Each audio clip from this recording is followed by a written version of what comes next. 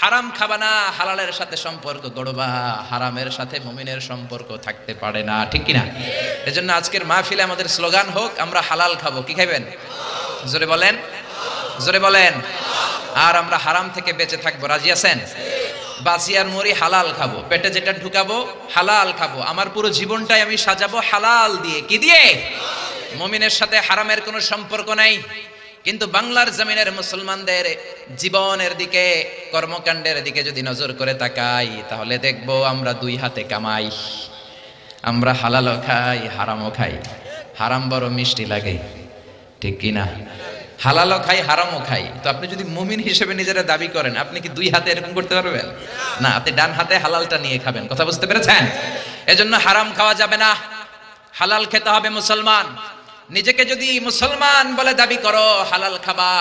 কিন্তু আমাদের জীবনের দিকে যদি আমরা একটু নজর করি, আমরা হালাল যেমনি খাই, এট দ্য সেম রেটে হারামও খাই। খাই কি খাই না? আমরা সুদ খাই, হালাল না হারাম? জোরে বলতে হবে। ঘুষ খাই, হালাল না হারাম? যৌতুক খাই, মদ খাই, আমানতের টাকা খাই, ত্রাণের কম্বল খাই, মসজিদের টাকা খাই, রাস্তার বালি, ইটা, সিমেন্ট, এমনকি ব্রিজের ঢালাইয়ের রডও খাই। বাংলাদেশের ব্রিজ ভেঙে যায়, যে দেখা যায় ওখানে রড নাই, আছে কি? তার মানে রড খেয়ে ফেলছে। এত ক্ষুধা, এরা রড খেয়ে ফেলে, ঠিক কিনা? ঘুষ আর দুর্নীতি আমাদের রন্ধ্রে রন্ধ্রে। বাংলাদেশের সরকারি এমন কোন অফিস পাবেন না যে অফিসের ভিতরে ঘুষ নাই। কি নাই? ঘুষ নাকি বুশ? দোনোটাই না পাক। বুশও না পাক, ঘুষও না পাক। এজন্য ঘুষ খাওয়া যাবে না, দুর্নীতি করা যাবে না। আমাদের প্রধানমন্ত্রী অনেক চেষ্টা করে যাচ্ছেন। উনি একটা কমিশন বানিয়েছেন, দুদক, দুর্নীতি দমন কমিশন, কিন্তু কাজ হচ্ছে না, ঠিক কিনা? ওনার আব্বাজান বাংলাদেশের স্বাধীনতার স্থপতি বঙ্গবন্ধু শেখ মুজিবুর রহমান, আল্লাহ ওনার কবরটারে তুমি জান্নাতের বাগান বানাও। উনিও দুর্নীতির বিরুদ্ধে লড়াই করেছেন, কিন্তু উনি একা চেষ্টা করলে তো হবে না। বাংলাদেশের সব নেতাদেরও তো দুর্নীতি বিরোধী আন্দোলনে নামতে হবে। চিল্লা এখন, ঠিক কিনা? এই স্বাধীনতার পর থেকে এই 2018 পর্যন্ত আমাদের দুর্নীতি বন্ধ হয় নাই, আমাদের ঘুষ কমে নাই, ঠিক কিনা? এজন্য বঙ্গবন্ধু খুব আফসোস করে বলেছিলেন, কোন দেশের নেতারা পায় তেলের খনি, কেউ পায় গ্যাসের খনি, কেউ পায় সোনার খনি, আমি পাইছি চোরের খনি, ঠিক কিনা? 1973 সাল, স্বাধীনতার 2 বছর পরের ঘটনা, বাংলাদেশে হাড় কাঁপানো শীত। বঙ্গবন্ধু আহ্বান জানালেন, আমার উত্তরবঙ্গের বুড়া লোকগুলো মরে যায়, গোটা বিশ্ব থেকে আপনারা ত্রাণের কম্বল পাঠান। আসতে শুরু করলো কম্বল, এক এক প্লেন আসে, কার্গো প্লেন কম্বল নিয়ে। 7.5 কোটি কম্বল আসলো। বঙ্গবন্ধু আফসোস করে বললেন, 7.5 কোটি বাঙালি, 7.5 কোটি কম্বল, আমার কম্বল কই? উনি নিজেই কম্বল পায় নাই। ও মিয়া, উনি চেষ্টা করেছেন, কিন্তু উনার অনুসারীরা অনেকে এই দুর্নীতির রাজা। চিল্লা এখন, ঠিক কিনা? আফসোসের সাথে বলতে হয়, অর্থমন্ত্রী বলেছেন 1,500 কোটি টাকা কোনো টাকাই না। আবার আমাদের প্রিয় অর্থমন্ত্রী ঘুষকে একটা নতুন নামে অভিহিত করেছেন। উনি বলেছেন এটা স্পিড মানি। কি মানি? ঘুষ খাইলে কাজের স্পিড বাড়ে। আবার শিক্ষামন্ত্রীও কম যান না, উনি গত মাসে বললেন ঘুষ খাইয়েন, তবে সহনীয় মাত্রায় খাইয়েন। ও মিয়া, মানুষ পাগল হইলে বান্ধে রশি দিয়া, রশি পাগল হইলে বানবেন কি দিয়া? সর্ষে দিয়ে তারায় ভূত, এখন সর্ষের ভিতরে ঢুকছে ভূত। চিল্লা এখন, ঠিক কিনা? बर्बाद गुलिस्तान के लिए एक ही उल्लू काफी है, गुलिस्तान की हार शाख में उल्लू बैठे हैं, फिर अंजाम में गुलिस्ता क्या हो गया। ফুলের বাগান নাকি তছনছ করে দেওয়ার জন্য একটা হুতুম পেঁচাই এনাফ। এখন হুতুম পেঁচা বসে আছে গাছে গাছে, ডালে ডালে, শাখায় শাখায়। ফুল বাগানের নসিবে কি আছে আল্লাহই জানে। 1971 সালের 9 মাস রক্তক্ষয়ী যুদ্ধের মাধ্যমে বাংলাদেশ নামক এক ফুল বাগান আল্লাহ আমাদেরকে দিয়েছে। কিন্তু এই দুর্নীতির কারণে এই ফুল বাগানকে আজও আমরা মনের মতো করে সাজাতে পারি নাই। চিল্লায় বলেন, ঠিক কিনা? এজন্য দুর্নীতি করা যাবে না, ঘুষ খাওয়া যাবে না। এই ঘুষ যতদিন বন্ধ না হবে, বাংলার জমিনে সিডর পাঠাবে কে? ভূমিকম্প পাঠাবে কে? মহামারী পাঠাবে কে? এদেশের 17 কোটি মানুষের প্রধানমন্ত্রী, আমাদের প্রিয় প্রধানমন্ত্রী জননেত্রী শেখ হাসিনাকে এই দুর্নীতি দমনের ব্যাপারে আল্লাহ আরো কঠোর হওয়ার তৌফিক দান করুক। দেশটাকে রহমত দিয়ে আল্লাহ ভরে দেখ, জোরে পড়ে না আমিন। এজন্য রাব্বুল আলামিন বলেন, ইয়া আইয়ুহান নাসু কুলু মিম্মা ফিল আরদি হালালান তাইয়্যিবা। ও দুনিয়ার মানুষেরা, তোমরা জমিনের মধ্যে যেটা হালাল করে দিলাম, হালালটা খাইবা, হারামটা খাওয়া যাবে না। কার কথা? আর জোরে বলেন। এজন্য আমরা হালাল খাবো। কি খাবো? হারাম খাবো না। রাজি আছেন? সবাই রাজি? ইসলামী শরিয়া এই হালাল হারামের ব্যাপারে আমাদেরকে অনেকগুলো মূলনীতি শিখিয়েছে। অনেক রাত, এত লম্বা কথা তো বলা যাবে না, দুই একটা কথা শেয়ার করব, পড়েন ইনশাআল্লাহ। ইসলাম বলে আল আসলু ফিল আশিয়াই আল ইবাহা, পৃথিবীতে যত জিনিস আছে বেসিক্যালি ইটস হালাল, আসলে সবকিছু হালাল, কিন্তু হারাম করতে হলে আপনার দলিল দেয়া লাগবে। কোন জিনিস হালাল সাব্যস্ত করতে হলে দলিল দেয়া লাগে না, কিন্তু হারাম সাব্যস্ত করতে হলে দলিল দেয়া লাগে। চিল্লা এখন ঠিক কিনা? এক শ্রেণীর লোক আছে সব জায়গায় খুঁতখুঁতে স্বভাব, খালি হারাম হারাম ফতোয়া দেয়, আছে না নাই? বিশ্বনবী এদেরকে বললেন মুতানাত্তিউন, বিশ্বনবী বললেন হালাকাল মুতানাত্তিউন, যারা মুতানাত্তিউন তাদের ধ্বংস। সাহাবারা বললেন ও নবী মুতানাত্তিউন কারা? বিশ্বনবী বললেন হালাল জিনিসকে যারা হারাম বলে ফতোয়া দেয় তারাই হলো মুতানাত্তিউন। হালাল জিনিসকে হারাম বলে ফতোয়া দেয় এরকম কিছু লোক আছে না নাই? এই দেশের কিছু মাওলানারা একটা সময় বলতো ইংরেজি শিক্ষা হারাম, জানেন? এখন তারাই ইংরেজি শিখে, ঠিক কিনা? তারা বলতো রাজনীতি করা হারাম, এখন নিজেরাই রাজনীতি করে, আছে না নাই? তারা ফতোয়া দিত টেলিভিশনে ইসলামী আলোচনা করা হারাম, এখন নিজেরাই আলোচনা করে, আছে না নাই? আবার কেউ কেউ ফতোয়া দিত মহাসড়ক অবরুদ্ধ করে জনদুর্ভোগ তৈরি করে আন্দোলন করা হারাম, কিন্তু এই বছর দিল্লির এক মুরব্বিরে আটকানোর জন্য তারা নিজেরাই আন্দোলন করেছে। জোরে কোন ঠিক কিনা? এই ভাইদেরকে আমি খুব ভালোবাসি, কিন্তু না বুঝে এক সময় হারাম ফতোয়া দিছে, এখন নিজেরাই এই ফতোয়ার পেছে পড়ে গেছে। চিল্লা এখন ঠিক কিনা? এজন্য হারাম ফতোয়া দেওয়ার আগে 10 বার ভাববেন। আল্লাহ বলে কুল মান হারামা যিনাতাল্লাহিল্লাতী আখরাজা লিইবাদিহি ওয়াত তাইয়্যিবাতি মিনার রিজক, এই জমিনের মধ্যে আমি রব্বুল আলামিন যেটাকে হালাল করে ঘোষণা দিলাম ওই জিনিসকে হারাম বলে ফতোয়া দেয় কার এত সাহস আছে? আল্লাহু আকবার। তাহলে পৃথিবীতে যা আছে সব হালাল, অল্প কয়েকটা জিনিস ছাড়া। হালাল হচ্ছে ব্যাপক, হারাম হচ্ছে সীমিত। আপনার জীবনের চাহিদা মেটানোর জন্য আপনি হালাল দিয়ে চাহিদা মেটাতে পারবেন, হারামের দিকে যাওয়াই লাগবে না। চিল্লা এখন ঠিক কিনা? আল্লাহ পবিত্র কোরআনুল কারীমের মধ্যে যত জায়গায় হালালের ঘোষণা দিলেন ব্যাপক ভাবে দিলেন। আল্লাহ বললেন উহিল্লাত লাকুম বাহিমাতুল আনআমি ইল্লা মা ইউতলা আলাইকুম, এই জমিনের মধ্যে 4 পাওয়ালা যত জন্তু আছে সবগুলোকে আমি খাওয়া তোমাদের জন্য হালাল করলাম, হাতে গোনা অল্প কয়েকটা ছাড়া। সুবহানাল্লাহ। তাহলে হালাল হচ্ছে আনলিমিটেড, হারাম হচ্ছে লিমিটেড। হালালের পরিধি ব্যাপক, হারাম অল্প। আচ্ছা বুঝে শুনে উত্তর দেন, হারাম যদি ব্যাপক হইতো, বেশি হইতো, আমরা বাঁচতে পারতাম? জোরে বলেন। এই জন্য আমাদের সহজীকরণের জন্য হালালকে আল্লাহ বাড়িয়ে দিল, হারামকে আল্লাহ কমিয়ে দিল। ইসলাম হলো সহজ, আদ-দীনু ইসরুন লা উসরা ফি। এজন্য বিশ্বনবী বলেন ইয়াসসিরু ওয়ালা তুআসসিরু, ইসলামকে সহজ করে মানুষের সামনে উপস্থাপন করবা, ইসলামকে কঠিন করে মানুষের সামনে পেশ করো না। বাশশিরু ওয়ালা তুনাফিরু, মানুষকে দিনের দিকে ডাকো, দিন থেকে মানুষকে ভাগিও না, ঠিক কি না? বিশ্বনবী মুআয ইবনে জাবালকে ইমাম বানালেন। সাইয়েদনা মুআয ইবনে জাবাল বিশ্বনবীর সাহাবী, ইমামতির চান্স পেয়ে উনি মাগরিবের নামাজে সূরা বাকারা পড়া শুরু করলেন। কোন সূরা? বড় না ছোট? কত বড় সূরা! উনি মাগরিবের নামাজে এটা বললেন, এশার নামাজে পড়ে আলী ইমরান।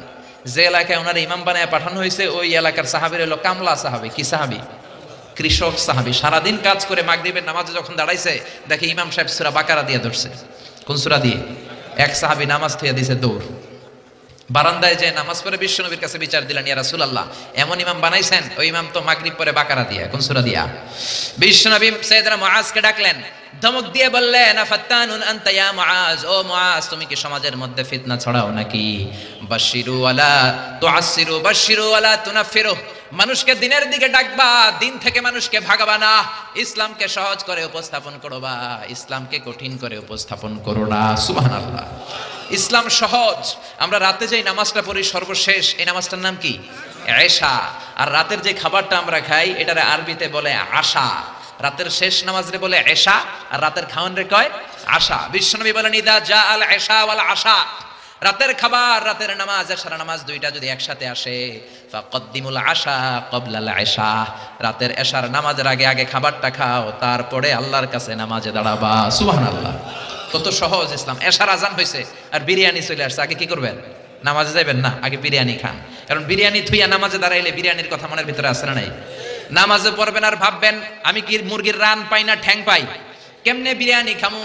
কত সুন্দর প্যাকেটটা আমার জন্য বসে আছে, নামাজের মধ্যে ভেজাল আছে রাডাই। কি সুন্দর ইসলাম। আগে গরম গরম বিরিয়ানি আসছে, বিরিয়ানি খাও, এরপরে নামাজ পড়ো, কবুল করে নিবে কে? এজন্য আল্লাহ হালালের কথা যখন বললেন ব্যাপকভাবে বললেন, উহিল্লা লাকুম সাইদুল বাহরি ওয়া তুআমুহু মাতাআন লাকুম ওয়া লিসাইয়ারা। আল্লাহ বললেন সাগরের মধ্যে যত প্রাণী আছে সব খাওয়া হালাল, অল্প কয়েকটা ছাড়া। সুবহানাল্লাহ। তার মানে হালালের ঘোষণা যখন আল্লাহ দিচ্ছেন, আল্লাহ বলতেছেন সব হালাল, সব। আর হারাম যখন ঘোষণা আল্লাহ দেয়, গনে গনে দেয়। আল্লাহ বললেন হুররিমাত আলাইকুম উম্মাহাতুকুম ওয়া বানাতুকুম ওয়া আখাওয়াতুকুম ওয়া আম্মাতুকুম ওয়া খালাতুকুম। আল্লাহ বললেন তোমাদের মায়েদেরকে বিয়ে করা হারাম, মেয়েদেরকে বিয়ে করা হারাম, বোনদেরকে, খালাদেরকে, ফুফিদেরকে বিয়ে করা হারাম। এরকম গনে গনে 14 জন নারীকে বিয়ে করা হারাম। কয়জন? কিন্তু বিয়ে করা হালাল কয়জন নারী? কোটি কোটি। আপনি আর আরব দেশের মেয়ে বিয়ে করতে পারেন, সৌদি বিয়ে করতে পারেন, বাংলাদেশে বিয়ে করতে পারেন, সাদা মেয়ে বিয়ে করতে পারেন, কালো মেয়ে বিয়ে করতে পারেন। তার মানে কোন নারী বিয়ে করা হালাল ওইটার কোনো সীমা নাই, এটা আনলিমিটেড। কিন্তু হারাম হাতে গোনা। চিল্লায় এখন সুবহানাল্লাহ। তার মানে আল্লাহ হালালকে করলেন ব্যাপক, হারামকে করলেন সীমিত। আবার বললেন কি কি খাইতে পারবা না। হুররিমাত আলাইকুমুল মাইতাতু ওয়াদ দামু ওয়া লাহমুল খিনজির। শুকর খাওয়া যাবে না, মরা প্রাণী খাওয়া যাবে না, লটারির টাকা খাওয়া যাবে না, সুদ খাওয়া যাবে না, ঘুষ খাওয়া যাবে না। কি কি খাওয়া যাবে না, কি কি খাওয়া হারাম, এটা আল্লাহ গুনে গুনে বললেন। আর কি কি খাওয়া যাবে এটা আল্লাহ গুনে বলে নাই, আল্লাহ বলে দিলেন সব খাওয়া হালাল, হাতে গোনা কয়েকটা ছাড়া। চিল্লায় এখন সুবহানাল্লাহ। আবার আল্লাহ হারাম বলে চুপ থাকে নাই। যখন ইসলাম কোন জিনিসকে হারাম বলে ঘোষণা দিয়েছে, তার বিকল্প একটা বলেছে, অল্টারনেটিভ একটা বলেছে। আল্লাহ যদি হারাম বলে চুপ থাকতো আমাদের জন্য কঠিন হয়ে যেত। বুঝতে পেরেছেন? হারাম ফতুয়া দিয়ে ইসলাম বসে থাকে নাই, কি করেছে? বিকল্প একটা রাস্তা দেখিয়ে দিয়েছে। কি রাস্তা? ইসলাম বলল সুদ খাওয়া হারাম। আমরা বললাম আল্লাহ সুদ যদি হারাম হয় চলবো কেমনে? আল্লাহ বলল চিন্তা করিস না, ব্যবসা করা তোদের জন্য হালাল। ওয়া হাল্লাল্লাহুল বাইআ ওয়া হারামার রিবা। আল্লাহ সুদকে হারাম করে চুপ থেকে যান নাই, আল্লাহ বলে দিয়েছেন ব্যবসা করা তোমাদের জন্য হালাল। সুবহানাল্লাহ। আবার আল্লাহ বললেন জিনা করা হারাম। আমরা বললাম আল্লাহ বিকল্প কি রাস্তা আছে? আল্লাহ বললেন বিয়ে করা হালাল। সুবহানাল্লাহ কইবেন না? সুদকে হারাম করে ব্যবসারে হালাল করে দিলেন, জিনাকে হারাম করে দিয়ে বিয়ে করাকে হালাল করে দিলেন। আবার আল্লাহ বললেন মদ খাওয়া তোমাদের জন্য হারাম। আমরা বললাম আল্লাহ মদ যদি না খাই শীতের রাতে হাত পাকে গরম করব কিভাবে? প্রচন্ড শীতে হাত পা ঠান্ডা হয়ে যায়। আপনি যদি সাইবেরিয়াতে যান, নরওয়েতে যান, স্ক্যান্ডিনেভিয়ান কান্ট্রিগুলোতে যান, সবগুলো দেশের লোক রাতে মদ খায়। -25 শীত, হাত বরফ হয়ে যায়, মদ না খেয়ে বাঁচতে পারে না। আমরা বললাম আল্লাহ মদ আপনি হারাম করলেন, বিকল্প কি আছে? শীতের রাতে হাত পা ঠান্ডা হয়ে যায়, গরম করব কিভাবে? আল্লাহ বললেন গোলাম মদকে আমি হারাম করলাম চিন্তা নাই, কিন্তু মধু খাওয়া তোমাদের জন্য হালাল করে দিলাম। মদ খাওয়া হারাম, মদ খাইলে শরীর গরম হয়, মদের বিকল্প দিলেন মধু। মধু এক গ্লাস খাইয়া দেখেন শীতের রাতে পুকুরে নামা লাগবে। চিল্লা এখন ঠিক না? আবার আল্লাহ বললেন ঢোল বাজানো হারাম। ইসলাম কত সুন্দর! হারাম বলে চুপ থেকে বসে থাকেন নাই, হারাম ঘোষণা দেওয়ার পরে বিকল্প রাস্তাও আছে রাড়াই। ইসলাম বলে ঢোল বাজানো হারাম। আমরা বললাম আল্লাহ ঢোল বাজালে যদি গুনাহ হয় কি বাজাবো? আল্লাহ বললেন ঢোল বাজানো হারাম কিন্তু দফ বাজানো হালাল। সুবহানাল্লাহ। ঢোলের দুই দিক আটকানো, বাজালে নেফাকি তৈরি হয়, কিন্তু দফের একদিক আটকানো একদিক খোলা। বিশ্বনবী বললেন বুইসতু আন উকাসসিরাল মাজামির। ঢোল, বাদ্য, বংশী, হারমোনিয়াম এগুলো ভেঙে মাটির সাথে ঘুরিয়ে দেওয়ার জন্য জামিনে আমারে পাঠিয়েছে কে?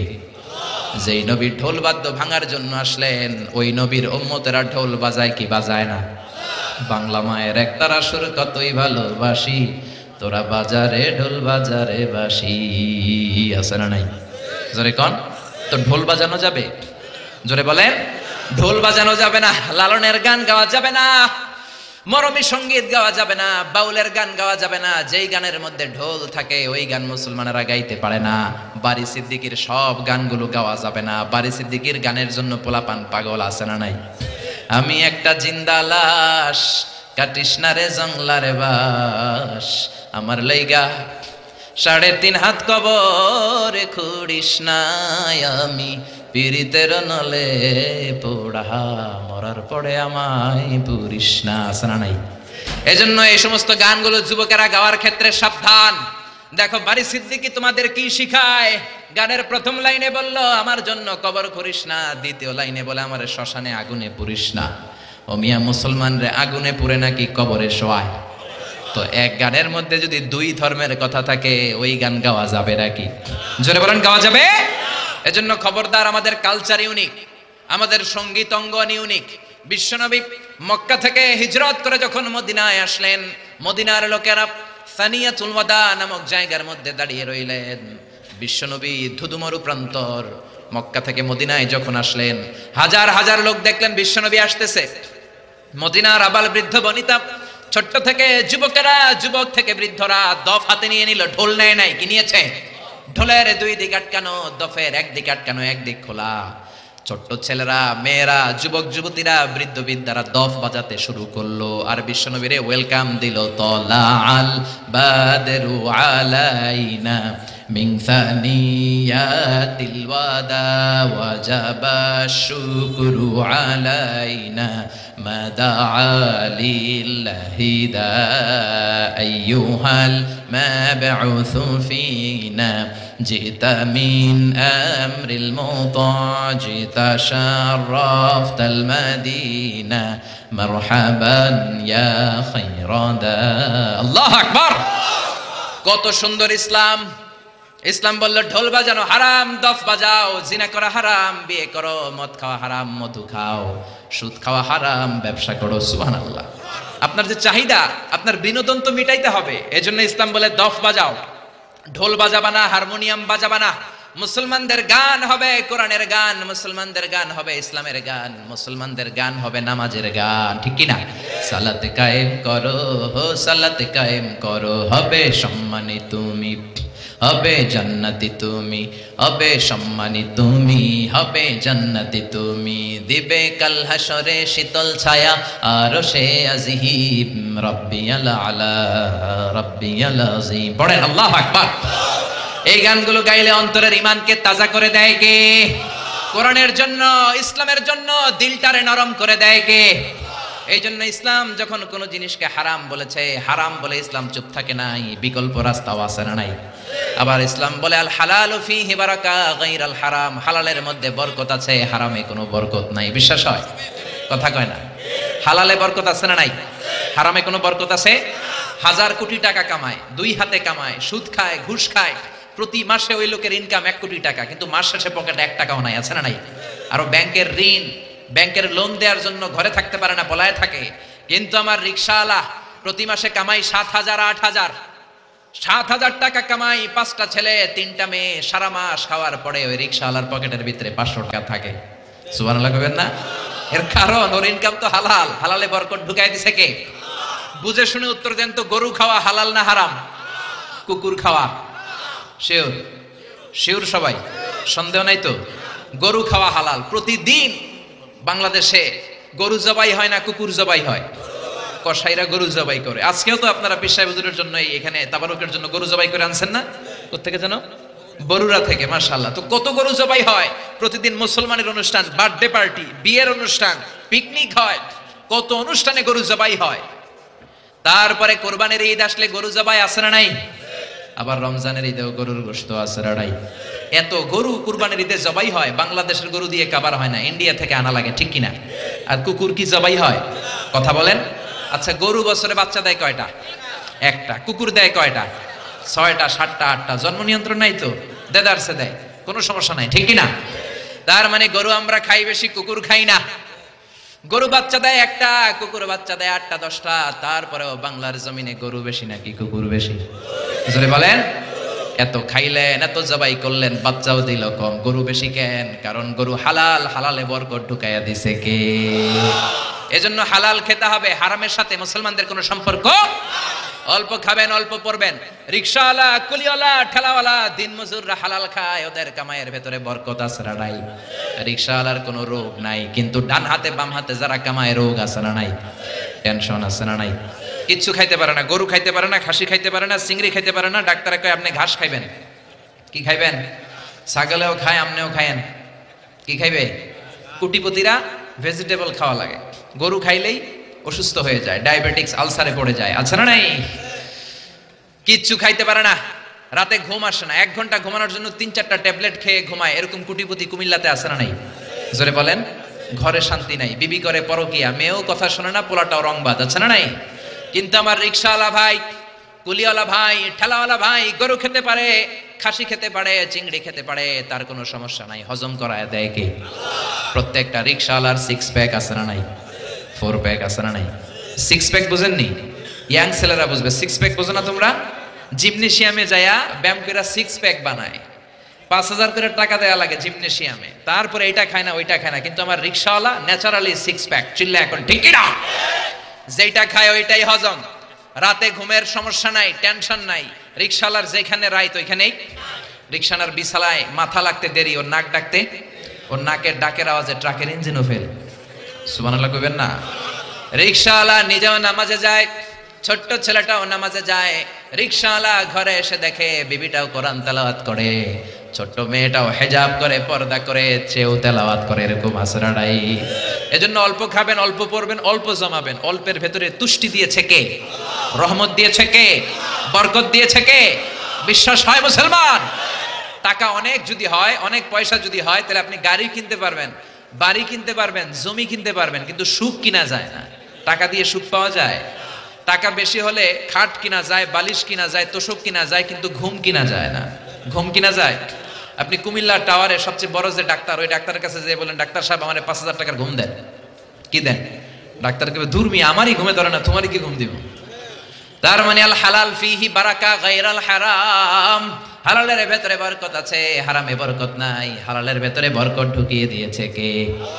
এরপরে ইসলাম বলে মুকদ্দামাতুল হারামে হারাম, হারামের শুরুটাও হারাম। আপনি যেই কাজ করলে হারামের দিকে যেতে পারেন, যাওয়ার সম্ভাবনা আছে, ওইটাকেও হারাম করছে কে? কথা বলেন। কোন সুন্দরী নারীর দিকে তাকানো মূলত হারাম নয়, কিন্তু তাকালে যেহেতু আপনার খারাপ দিকে যাওয়ার সম্ভাবনা আছে, জিনা হওয়ার সম্ভাবনা আছে, এজন্য ওইটারে হারাম করছে কে? আন-নাযার সাহামুন মাসমুমিন সিহাম ইবলিস। বিশ্বনবী বলেন নজরটা বড় খারাপ জিনিস, এই নজরটারে সামলাও, নজরটার লাগাম তুমি টেনে ধরো। এই নজর হলো শয়তানের বিষ মাখানো তীরবানের একটা ভয়ঙ্কর তীর। এই নজর দিয়া শয়তান যুবক যুবতীদেরকে কাবু করে ফেলে, ঠিক কি না? এজন্য আল্লাহ বলেন কুল্লিল মুমিনিনা ইয়াগুদ্দু মিন আবসারিহিম ওয়া ইয়াহফাযু ফুরুজাহুম। ও নবী আমার বান্দাদের বলে দেন তারা যেন তাদের চোখ নামায়, তারা যেন তাদের দৃষ্টিটারে হেফাজত করে। কার কথা? যারা বলেন কার কথা? বিশ্বনবী তার মেয়ের জামাইরে বললেন, ও আলিফ লা তুতবি'ন নাযরাতান নাযরা, এক নজর ভুল করে যদি কোনো নারীর চেহারার দিকে পড়ে যায়, খবরদার দ্বিতীয় নজর দিবা না। ফা ইন্না লাকাল উলা ওয়া লাইসাত লাকাল আখিরা, কারণ প্রথম নজর তোমার জন্য ক্ষমা, দ্বিতীয় নজর তোমার জন্য গুনাহ। শোনা নাই? রাস্তা দিয়ে হাঁটতেছেন কুমিল্লা শহর, একটা সুন্দরী মেয়ের দিকে চোখ পড়তে পারে, আপনি কি করবেন? তাকায় থাকবেন না। কোরআন বলে lower your gauge, lower your eyesight, চোখ নামাও, তোমার মাফ করে দিবে কে? তার মানে প্রথম নজর ক্ষমা, কিন্তু মজা নেওয়ার জন্য আবার যদি নজর দেন, আবার যদি তাকান, গুনাহ ছাড়া নাই। প্রথম নজরে ক্ষমা, দ্বিতীয় নজরে গুনাহ। এজন্য অনেকে কৌশল করে বলে প্রথম নজরে যেহেতু ক্ষমা, তাইলে এক নজরে আধা ঘন্টা চাইয়া থাকু, বড় বড় চোখ কইরা। আছে না নাই? তাকানো যাবে? আপনি যদি কৌশল করেন, আল্লাহর কৌশল জানা আছে না নাই? এজন্য নজরটাকে ইসলাম ব্লক করে দিয়েছে, কারণ চোখে চোখেও কথা আছে না নাই? কথা বুঝেন না বোধহয়। চোখে চোখেও কথা বলা যায়, মনে মনেও ভালোবাসা হয়। আমরা যখন ছোট, আমরা খবর দেখার সময় কেয়ালিফ জেল একটা অ্যাড দেখতাম, চোখে চোখে ভালোবাসা কেয়ালিফ জেল, মনে মনে ভালোবাসা কেয়ালিফ জেল, এইগুলো দেখতাম। তো টিভিতে দেখাতো যে চোখে চোখে কথা হয়, মনে মনে ভালোবাসা হয়। তার মানে একটা মেয়ে একটা ছেলে শুরুতেই হারাম সম্পর্কে, জিনাতে, ব্যভিচারে জড়ায় না। প্রথমে নজর, প্রথমে কি? কথা বলো মুসলমান, প্রথমে কি? এজন্য ইসলাম বলে খবরদার, যেহেতু নজর তোমার জিনার দিকে নিবে, নজরটাও হারাম। প্রথমে একটা ছেলে একটা মেয়ের দিকে নজর দেয়, মেয়েটাও ছেলেটার দিকে নজর দেয়, তারপর মেয়েটা একটু মুচকি হাসি হাসে, ছেলেটাও হাসে, তারপরে ফ্রি মিক্সিং, তারপরে মোবাইল নাম্বার আদান প্রদান, তারপরে ফেসবুকে চ্যাটিং, তারপরে মেসেঞ্জারে কল, আসে না নাই? এরপরে লাভ লেটার বিতরণ, এরপরে আসে 14ই ফেব্রুয়ারি। কি আসে? কি আসে? বিশ্ব গজবের দিবস, ঠিক কিনা? চিল্লায় বলো মুসলমান, ঠিক কিনা? 14ই ফেব্রুয়ারি এটা মুসলমানদের পালনের কোনো বিষয় নয়। বাবা যারা এসেছেন খবরদার, মেয়েদেরকে ওই দিন বেরোতে দিবেন না। বড় ভাই যারা এসেছে কুমিল্লা শহরের, বোনদের আবদার শোনা যাবে না। বাসন্তী কালারের শাড়ি পরে বোনদেরকে 14ই ফেব্রুয়ারিতে বের হতে দেয়া যাবে না। আমার মাইকের আওয়াজ যে সমস্ত মায়েদের বোনদের কানে যায়, মায়েরা বোনেরা, 14ই ফেব্রুয়ারি তোমাদের অনুষ্ঠান নয়, এটা বিজাতি ইহুদি নাসারাদের কালচার আর প্রোগ্রাম। চিল্লা এখন, ঠিক কিনা? ইসলামের আইন মেনে, কথা না শুনে 14ই ফেব্রুয়ারিতে যদি বের হও, যদি নাচানাচি করো, উল্টাপাল্টা করো, উল্টাপাল্টা যদি খাও, হজম হবে না, বদ হজম হবে, কিছুদিন পরে বমি বমি ভাব হবে। কি হবে? বমি হবে। বোঝেন কথা? কথা বোঝা যায়? চট্টগ্রামে আমরা গেলে কই হতা বোঝা যান না বোঝা নজার, একখানা জোরে হও না বাজি সুবহানাল্লাহ, চিল্লায় পড়েন না সুবহানাল্লাহ। এজন্য ইসলাম বলে খবরদার, নজর দিলে যেহেতু নজর থেকে আস্তে আস্তে হাঁটি হাঁটি পা পা করে তুমি জিনার দিকে যাবা, নজরটারেও হারাম করে দিল কে? আবার ইসলাম বলে আল হিলাতু বিল হারামি হারাম, কৌশল করে হারাম খাওয়াটাও হারাম। কথা বুঝতে কষ্ট হচ্ছে? আপনি যদি হারাম খাওয়ার জন্য কৌশল করেন, ওইটারও হারাম করছে কে? বাংলাদেশে ঘুষের একটা সুন্দর নাম বাড়িয়েছে বর্তমানে, নাম হচ্ছে বকশিস। কথা কন, ঘুষের নতুন নাম কি? ঘুষরে বকশিস কইলে জায়েজ হয়ে যাবে? সচিবালয়ে চাকরি করে এক লোক আমার কাছে মাসালা জানতে আসছে, হুজুর আপনার বড় মানি আমি, তো কি করব? কয় হুজুর মাসালা কি? মাসালা? কয় হুজুর আমি ঘুষ খাই না। তো আপনি কি খান? কয় আমি বকশিস খাই। কি খাই? কই চাকরি করেন? কয় সচিবালয়ে। আমি কই সর্বনাশ, সচিবালয়ে বকশিস আসে কেমনে? কয় হুজুর আমি চাইয়া লই না, আমারে খুশি হইয়া বকশিস দেয় 5,000 10,000। আমি বললাম সচিবালয়ের সামনে তো আমি ল্যাংরা লুলা করে পরে থাকতে দেখি, ভিক্ষা করতে দেখি, ওরা ভিক্ষা করে, একটা টাকা দিয়া যান আমি গরিব ইনসান, আখিরাতে সওয়াব পাইবেন পাহাড় সমান, একটা টাকা দিয়া যান আমি গরিব ইনসান। আছে না নাই? দেখেন নাই মনে হয়? এ হাত নাই পা নাই, ছোট্ট একটা মানুষ গড়াগড়ি খায় আর একটা টাকা দিয়ে যান। তো আমি বললাম আপনার সচিবালয়ের সামনে এরকম ল্যাংরা লুলা পড়ে পড়ে কান্দে ওগরে মানুষ 5,000 টাকা বকশিস দেয় না কেন? ওদের হাতে 10,000 দেয় না কেন? তোরে দেয় কেন? তার মানে তুমি ওই লোকটারে সুবিধা দাও, তুমি অন্য মানুষের ফাইল আটকে রেখে ওই লোকটার ফাইল আগে বড় সাহেবের হাতে দাও, ঠিক কি না? কোন প্রজাতন্ত্রের কর্মচারী বকশিস খেতে পারে না, বকশিস বললে ওইটা জায়েজ হবে না, এটা ঘুষ, চিল্লা এখন, ঠিক কি না? বিশ্বনবী এক সাহাবীরে যাকাতের টাকা উত্তোলনের জন্য পাঠালেন। বিশ্বনবীর সিস্টেম ছিল প্রতি বছর যাকাতের টাকা তোলার জন্য বিভিন্ন এলাকায় সাহাবীদেরকে পাঠাতেন। বিশ্বনবী বলতেন, সাহাবী যাও হিসাব করে কার কতটা খাসি, কার কতটা বকরি, কার কতটা উট, কার কয়টা কতটা খেজুর বাগান, হিসেব করে সারা বছরের যাকাতের টাকা নিয়ে আসো। শুনতেছেন? আমার কথা বোঝা যায়? মনোযোগ আছে না গেছে? সাহাবীরে বললেন যাও যাকাতের টাকা নিয়ে আস। বুখারীর বর্ণনা, সাহাবী যাকাতের টাকা নিয়ে আসলেন, এসে মদিনায় এসে বললেন বিশ্বনবী হাযা লাকুম ওয়া হাযা উহদিয়া লি, ও নবী এইটা যাকাতের টাকা আর এটা আমার বকশিশ দিছে। কি দিছে? বিশ্বনবী এই কথা শোনার পরে বিশ্বনবীর চেহারাটা আগুনের গোলার মতো লাল হয়ে গেল। বিশ্বনবী বললেন এই সাহাবীরে ঘরের মধ্যে বসে থাকতে বলো, দেখি তারে কে বকশিশ দেয়। এই সাহাবীরে মদিনাতে বসে থাকতে বলো, দেখি তারে কে বকশিশ দেয়। বিশ্বনবী বললেন তুমি যেটা পেয়েছো বকশিশ নয়, এটা ঘুষ। এটা কি? আর রাশি ওয়াল মুরতাশি কিলাহুমা ফিন্নার, ঘুষ যে দেয় ঘুষ যে নেয় দুইটারে জাহান্নামে ঢুকাবে কে? ওরা এমনি এমনি তোমারে বকশিশ দেয় নাই, ঘুষ দেয় নাই। এই এলাকার লোকেরা তোমারে বকশিশ দিয়েছে, এর কারণ হলো যাকাতের হিসাব যেন তুমি কড়াকড়ি ভাবে না করো। কার কয়টা খেজুরের বাগান হিসেব করে যাকাত আনার সময় যাতে তুমি তাদেরকে একটু ছাড় দাও, একটু ঢিল দাও, সুবিধা দাও। ওদের বড় বড় ছাগলগুলা যেন যাকাতে না নিয়ে আসো, না দুষ্ণুদুষ উটগুলা যাতে নিয়ে না আসো, এই জন্য তোমারে খুশি করার জন্য ওরা ঘুষ দিয়েছে। জোরে কোন ঠিক কিনা? এই জন্য ঘুষকে আপনি বকশিশ লেভেল লাগাইলে জায়েজ হবে? কথা বলেন। সাইয়েদনা দাউদ আলাইহিস সালামের কণ্ঠ ছিল বড় চমৎকার। আকাবা উপসাগরের পাশে বসে জাবুর কিতাব তেলাওয়াত করতেন। আল্লাহ তাআলা আমাদের কোরআনে সূরা দিয়েছে 114টা। কয়টা? সবাই বলেন। কিন্তু জাবুর কিতাবে আল্লাহ সূরা দেয় নাই, দিয়েছে ছড়া। কি দিয়েছে? ছড়া গান, ইসলামী ছড়া গান 150টা।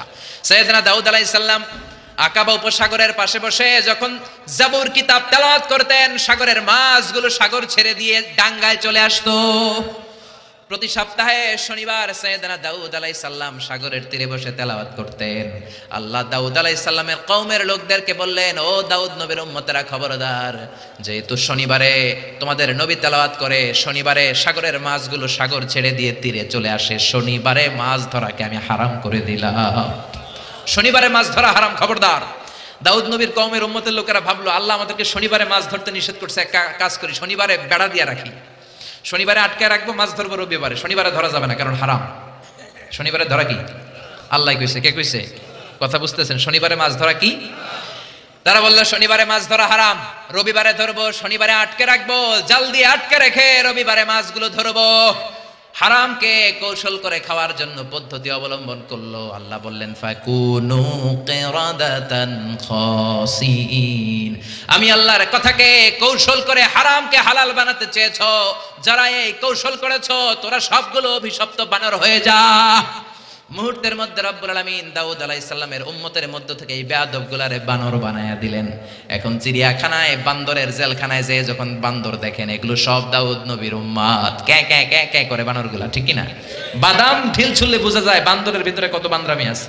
চিড়িয়াখানায় গেছেন আপনারা, এগুলোর অধিকাংশই হচ্ছে দাউদ আলাইহিস সালামের কওম। তার মানে আপনি কৌশল করে হারামকে যদি খেতে চান, ওই কৌশলটাকেও হারাম করেছে কে? আবার আমাদের বাংলাদেশে হিলা বিয়ে আছে না নাই? হিলা বিয়ে আছে না নাই? বুঝেন বুঝেন, স্ত্রীকে তালাক দেওয়ার পরে তালাক বাইনুনা যখন হয়ে যায়, ওই স্ত্রীকে নেয়ার জন্য প্ল্যান করে বুড়া মানুষের সাথে বিয়ে দিয়া এক রাত ঘর করাইয়া তালাক নিয়ে আবার ওই বউকে বিয়ে করে ঘরে আনে, এরকম আছে না নাই? বিশ্বনবী বললেন এদের উপর আল্লাহ লানত। হারাম জিনিসকে খাওয়ার জন্য তুমি কৌশল করেছো, হারামকে খাওয়ার হালাল বানানোর কৌশলটারেও হারাম করলো কে? আমার অনেক ব্যবসায়ী ভাইরাও এই কৌশলগুলো করে, খবরদার, কৌশল করলে হারাম কখনো হালাল হয় না। অনেক ব্যবসায়ী ভাইদের মধ্যে এই সমস্যা। ছোটবেলায় এক গল্প শুনেছিলাম, এক গরু ব্যাপারী। কি ব্যাপারী? মনোযোগ নাই বোধ হয়, অনেক রাত হয়েছে তো শেষ করে দেই। শেষ করব, আরো কয়েক মিনিট শুনবেন। এক গরু ব্যাপারী প্রতিদিন গরু নিয়ে হাটে যাওয়ার আগে বউরে ডাইকে বলে, এই বউ, তুই গরুর একটা দাম কহ। বউ বলে, কত দাম কমু? গরু ব্যাপারী কয়, 1 লাখ টাকা। গরু ব্যাপারী কয়, ঠিক আছে, কইলাম 1 লাখ টাকা। এবার বাজারে যাওয়ার পরে যেই গরু কিনতে আসে সবাই রে কয়, আজকে সকালেই একজন 1 লাখ টাকা দাম করে গেছে, আমি দেই নাই, আপনি আর 5টা 1000 টাকা বাড়াই দিন, দিয়ে দিব, 10টা 1000 টাকা বাড়াই দিন, দিয়ে দিব। এরকম কৌশল আছে না নাই? জোরে বলেন। এজন্য হারাম খাওয়ার জন্য কৌশল করা কেউ হারাম করলো কে? আবার ইসলাম বলে, খবরদার, হালাল যদি না খাও তোমার ইবাদত কবুল হবে না। তোমার ইনকাম যদি হালাল না হয় তোমার ইবাদত যেমনি কবুল হবে না, তোমার দোয়াও কবুল হবে না। কারণ ইন্নাল্লাহা তাইয়্যিব লা ইয়াকবালু ইল্লা তাইয়্যিবা। আমার আল্লাহ পবিত্র, পবিত্র ছাড়া কোনো জিনিস আল্লাহ কবুল করে না। আপনি হারাম টাকা দিয়ে মাদ্রাসা বানালেন, কবুল হবে নাকি? কথা বলেন তো। ফতোয়া তো আপনারাই দিতে পারেন, আমগো কি দরকার? হারাম টাকা দিয়ে মাদ্রাসা বানালে কবুল হবে? হারাম টাকা দিয়ে এতিমখানা বানালে, হারাম টাকা দিয়ে প্রতি বছর হজ করে নামের আগে আল হজ দাগালে কবুল হবে নাকি? জোরে বলেন হবে? এক সাহাবী বেদুইন লোক, বুখারীর বর্ণনা, কাবার চারদিকে হাত তুলে বলে, ইয়া রব, ইয়া রব, মাফ করে দাও, মাফ করে দাও। অন্যান্য সাহাবীরা এই লোকের ইবাদত দেখে বিশ্বনবীরে বললেন, ও নবী, এই লোকের চেয়ে বড় আল্লাহর ওলি মদিনার জমিনে, মক্কার জমিনে কেউ নাই। বিশ্বনবী বললেন, কেন কেন? সাহাবীরা বললেন, দেখেন কেমনি হাত তুলে কাবার চারদিকে তাওয়াফ করে আর কাঁদে। বিশ্বনবী বললেন, ওয়া মাতআমুহু হারাম, কাঁদলে কি লাভ? ও যা খায় হারাম খায়, যা পান করে হারাম পান করে। ওয়া মালবাসুহু হারাম, যেই ড্রেসটাও পরে হারাম টাকা দিয়ে পড়ে। ফা আন্না ইউস্তাজাবু লাহু, কেমন করে তার দোয়া আল্লাহর আরশে পৌঁছবে? এজন্য হারাম খেয়ে যদি আপনি দোয়া করেন কবুল হবে না, হারাম খেয়ে ইবাদত করলে কবুল হবে না। অনেকে বলে, হুজুর, আল্লাহর কাছে চাইলাম, আল্লাহ আমারে দিল না, 3 বছর ধরে চাইলাম, কাবা ঘর ধরে আমি চাইছি, আল্লাহ দেয় নাই। এরকম অভিযোগ আল্লাহর বিরুদ্ধে আছে না নাই? চাইলেই হবে না, হালাল খাইতে হবে। ইনকাম যদি হালাল না হয়, ইনকাম যদি হারাম হয়, যত দোয়া করবেন, যত চোখের পানি ফেলবেন, কোনো লাভ হবে? লা ইয়াদখুলুল জান্নাতা জাসাদুন গুযিয়া বিহারাম, হারাম খেয়ে যেই দেহটারে আপনি বড় বানালেন, ওই দেহটারে জাহান্নামে ঢুকাবে কে? ইসলামের জিহাদের ময়দানে সর্বপ্রথম যেই সাহাবীটা তীর মেরেছেন, ওনার নাম সা'দ বিন আবি ওয়াক্কাস। বিশ্বনবী বললেন, ইয়া রাসূলুল্লাহ, উদউল্লাহ আইয়াজআলানি মুস্তাজাবাদ দাওয়া। ও নবী, আল্লাহর কাছে দোয়া করে দেন যাতে আল্লাহ আমারে মুস্তাজাবুদ দাওয়া বানিয়ে নেয়। মুস্তাজাবুদ দাওয়া মানে হলো যে লোক দোয়া করতে দেরি, কবুল হতে দেরি হয় না। মুস্তাজাবুদ দাওয়া আরবিটা শিখে রাখেন। বলেন কি নাম? মুস্তাজাবুদ দাওয়া। পিছনের ভাইরাও বলো কি নাম? আরো জোরে সবাই বলেন, মুস্তাজাবুদ দাওয়া, দোয়া করলেই কবুল। সা'দ বিন আবি ওয়াক্কাস বললেন, নবী, উদউল্লাহ আইয়াজআলানি মুস্তাজাবাদ দাওয়া, আপনি দোয়া করে দেন আল্লাহ যাতে আমারে মুস্তাজাবুদ দাওয়া বানায়, আমি দোয়া করলেই যেন কবুল হয়ে যায়। বিশ্বনবী বললেন, ও সা'দ, আতিবে মাতআমাকা তাকুন মুস্তাজাবাদ দাওয়া, যেই খাবার তুমি খাবা, খাবারটা হালাল খাও, হালাল খাইলেই তুমি মুস্তাজাবুদ দাওয়া। যেটা খাবা হালাল খাইবা, হালাল খাইলেই তোমার দোয়াকে কবুল করে নেবে কে? আবার কিয়ামতের ময়দানে 5টা প্রশ্নের উত্তর দেওয়া ছাড়া কোন বনি আদম পা নাড়াতে পারবে না। ওই 5টা প্রশ্নের মধ্যে থেকে একটা প্রশ্ন হলো, আন মালিহি মিন আইনা ইকতাসাবা, কোন খাত থেকে, কোন পন্থায়, কোন সিস্টেমে সে সম্পদ উপার্জন করেছে, সম্পদের পাহাড় বানিয়েছে, তার সম্পদের ব্যাপারে তারা জিজ্ঞেস করা হবে। এই সম্পদ কি হালাল পন্থায় আসলো নাকি হারাম পন্থায়? হালাল না হারাম এটা জিজ্ঞেস করা হবে। যদি আপনি উত্তর দিতে না পারেন, কিয়ামতের দিন আপনার পা নাড়ানো যাবে না। চিল্লায় বলেন ঠিক কিনা? আবার ইসলাম বলে আল হালালু হালালুন আলাল জামি ওয়াল হারামু হারামুন আলাল জামি। যেটা হারাম এটা সবার জন্য হারাম করে দিল কে? যেটা হালাল সবার জন্য হালাল করে দিল কে? আপনাদের জন্য আমাদের জন্য মিথ্যা কথা বলা হালাল না হারাম? জোরে বলেন। তো কাবা ঘরের ইমাম শাইখ আব্দুর রহমান আস-সুদাইসির জন্য তো মিথ্যা কথা বলা হালাল। হ্যাঁ, বুঝে শুনে বলবেন। তার মানে মিথ্যা কথা আপনার জন্য হারাম, কাবা ঘরের ইমামের জন্য হারাম। আল হারামু হারামুন আলাল জামি, হারাম এটা সবার জন্য হারাম। গীবত করা আপনার জন্য হারাম, কিন্তু এই মসজিদের ইমাম সাহেবের জন্য হালাল না। আপনার জন্য যেটা হারাম ইমাম সাহেব হুজুরের জন্য সেটা হারাম। চুরি করা আপনার জন্য হারাম, বাইতুল মুকাররমের খতিব সাহেবের জন্য হালাল। জোরে বলেন। আল হারাম হারামুন আলাল জামি, যেটা হারাম এটা সবার জন্য হারাম। বুঝতে পেরেছেন? আবার যেটা হালাল সবার জন্য হালাল। শার্ট প্যান্ট পরা আপনার জন্য যেমনি হালাল, ইমাম সাহেবের জন্য হালাল। ঠিক কিনা? এই তো অনেকের প্যাস লাগছে, আজহারী সাহেব এটা কি কয়? আপনার জন্য যেটা হালাল ইমাম সাহেবের জন্য হালাল করে দিল কে? আপনারা না মানলে হবে কি? আল্লাহর কাছে তো হালাল। আপনাদের ইমাম সাহেব যদি প্যান্ট আর শার্ট পরে নামাজ পড়ায়, ওই নামাজও কবুল।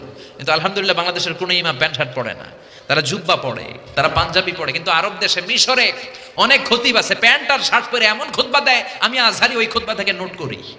সুবহানাল্লাহ কইতে পারলেন না? 1 লক্ষ হাদিসের হাফেজ আহমদ উমর হাশেম, গালে কোনো দাড়ি নাই, প্যান্ট শার্ট পরে যখন আল আজহার ইউনিভার্সিটির কোনো গলির মধ্যে দিয়ে হাঁটে, সবাই ইউনিভার্সিটি ছেড়ে দিয়ে ওনার সাথে মুসাফা করার জন্য দৌড় দেয়। আমার একবার হাদিসের পরীক্ষা, অনার্সের 4th ইয়ার ফাইনাল, হঠাৎ দেখছি আহমদ উমর হাশেম আসছে। আমি পরীক্ষার হলে কাগজ থুইয়া দিছি দৌড়। আহমদ উমর হাশেমের হাতে একটা চুমু দেবো, চুমু দিয়েছি। এবার হলে তো আর আমার ম্যাজিস্ট্রেট ঢুকতে দেয় না, ঢুকতে পারবা না, অনুমতি না নিয়ে দিছো দৌড়। অনুমতি চাইতে গেলে আমি আর সুযোগটা পেতাম না। আমি বললাম আমি আল্লাহর জন্য আহমদ উমর হাশেমকে ভালোবাসি, আমারে ঢুকতে দাও। যখন এমন করে কথা বলেছি, বললো যাও মিজান তুমি বসে যাও, ঢুকো। আলহামদুলিল্লাহ কন। এজন্য শার্ট প্যান্ট আপনার জন্য যেমনি হালাল, ইমাম সাহেবের জন্য হালাল। চুরি করা, মিথ্যা বলা আপনার জন্য যেমনি হারাম, ইমাম সাহেবের জন্য হারাম। কারণ ইসলামের আইন সবার জন্য সমান। চুরি যদি আপনি করেন আপনারও হাত কাটা হবে, প্রধানমন্ত্রীর ছেলে করলেও প্রধানমন্ত্রীর ছেলেরও হাত কাটা হবে। চিল্লায় এখন ঠিক কিনা? السارق والسارقة فقطعوا أيديهما جزاء بما كسبا نكالا من الله والله عزيز حكيم. If anyone steal something very precious from the society, the Islamic government should cut down his right hand. কেউ যদি সমাজ থেকে কেউ কিছু চুরি করে দামি জিনিস, যদি ইসলামী খেলাফত থাকে, ওই খলিফার উচিত ওই চোরের হাতটাকে কোপ দিয়ে কেটে দেওয়া। চিল্লা এখন ঠিক কিনা? কথাটা কার কথা? জোরে বলেন কথাটা কার? তবে এই চোর যে কলা চুরি করে, আম চুরি করে, ওই চোর না। আমি প্রায়ই বলি এই চোরগুলোর লিস্ট ডাউন যখন করতে হবে, বড় বড় চোরগুলোর আগে হাত কাটতে হবে। যেই চোরগুলো 1000 কোটি টাকা এক কলমের সিগনেচার দিয়ে মেরে দেয়, পদ্মা সেতুর টাকা মেরে দেয়, দেশের টাকা মেরে দেয়, সুইজারল্যান্ডের সুইস ব্যাংকে কালো টাকার পাহাড় করে, আছে না নাই? ওইরকম একটা চোরকে যদি আমাদের প্রিয় জননেত্রী মাননীয় প্রধানমন্ত্রী শেখ হাসিনা একটা চোরকে ধরে যদি দুদকের আওতায় এনে বাইতুল মুকাররমে জুমার নামাজের পর লক্ষ মানুষ যখন বের হয়, সবগুলো টেলিভিশন চ্যানেল যদি এটাকে লাইভ প্রচার করে, সরাসরি সম্প্রচার, ওই বড় চোরটার হাত যদি কেটে দেয়, বাংলার জমিনে আর কোনো চোর খুঁজে পাওয়া যাবে? জোরে বলেন পাওয়া যাবে? ইসলামের দৃষ্টিতে সবাই সমান। মদিনার জমিনে বনু মখজুমিয়া গোত্রের একটা নারী চুরিতে ধরা পড়লো। বনু মখজুমিয়া গোত্রের এই মেয়েটা অনেক বড় বংশের মেয়ে। বাংলাদেশে অনেক বংশীয় মেয়ে আছে না, যেমন চেয়ারম্যানের মেয়ে, এমপি মেয়ে, মন্ত্রীর মেয়ে, খান বংশের মেয়ে, সৈয়দ বাড়ির মাইয়া আছে না নাই? ইসলাম বলে এসব সৈয়দ বাড়ি টৈয়দ বাড়ি আমার কাছে কিচ্ছু নাই, সবার জন্য আইন সমান। চিল্লা এখন ঠিক কিনা? ইসলাম বলে চেয়ারম্যানের মেয়ে, প্রধানমন্ত্রীর মেয়ে, কোনো কথা নাই, সবার জন্য আইন সমান। চিল্লা এখন ঠিক কিনা?